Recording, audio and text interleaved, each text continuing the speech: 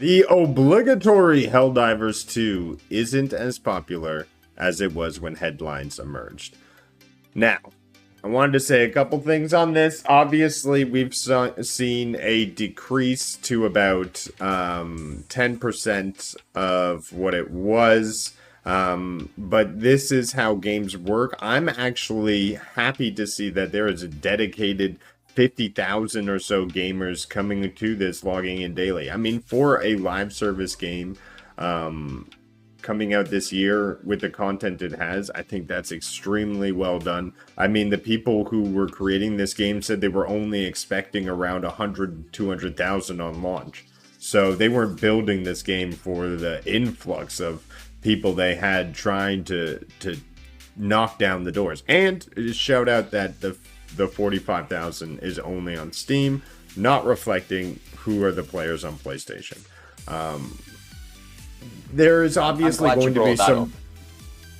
Yeah, there's obviously going to be some drop when it comes to population, when it comes to live service games. These guys are figuring it out. I think what they are missing is more content-related drop. They need to pull in more theatrics, more story, bring people more into the Helldivers universe. I know they're trying to connect people through Discord, but I would like to see faces to our enemies. Perhaps boss-type enemies, that raid-type enemies. But all of these things take time to build up to, and I think that we'll get there. But this is a game, again, you take with stride. I play once a week, and I enjoy it. I love it. I think it's great. But I think this is to be expected. What are your thoughts on games dropping from high initial numbers to now where they are? Just look at Destiny 2's daily players at the moment. They've dropped to around the 120,000 mark. We are 3 weeks after a massive expansion, and that is a 10-year franchise at this point. That is deemed as the successful live service game that comes with evolving and constant narrative that has PvP and PvE and all of this other stuff. They've only got double the amount that Arrowhead have got in Helldivers 2. It's to be expected. People aren't going to play one game forever and a day. They're going to have their fun with it. They're going to move on.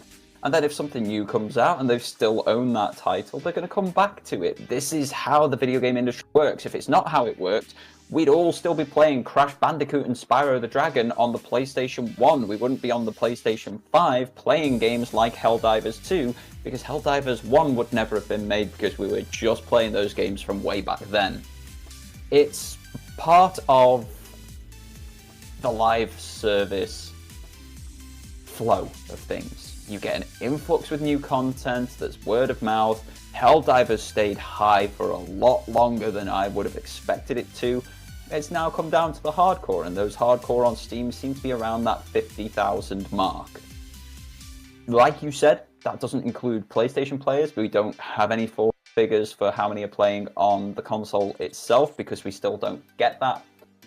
But there's 50,000 people daily logging into that game.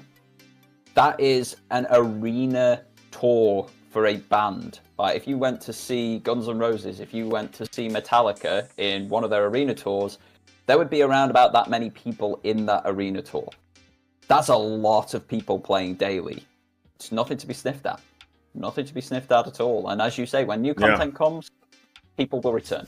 I have no fear for Helldivers 2 at all. It is a quality title. It's a very well enjoyed title. It's just people have got other things to play. Well, let them play other stuff. It makes Helldivers 2 fresher when they come back. I mean, that's the thing. You still have to look at, you know, that 50K mark to be a respectable number. I think they did, you know, achieve great success in being that big shocker. But even still at their current numbers, they're still holding a lot of people. I mean, we see... to other live service games, bring up one, Overwatch 2, massively popular, right? This game still doesn't hold as many as Helldivers 2 right now. It's just a situation where the population that they're holding is still respectable. So I give it up to Arrowhead, 50 people strong, and I think they're in a place of of being happy right now, even though people are pointing out the population is down. I mean, Halo Infinite, I want to bring up, like, try checking out those Steam chart numbers, right? It's it's a place when their previous releases have more than Halo Infinite. Yeah, a great game, another great game, great shooter, great PvP experience. But again, that's been out for 2 years now. People aren't expected to stick around in these titles forever, otherwise you wouldn't make another one. It's how the industry works. Let's not sensationalize people actually living their lives.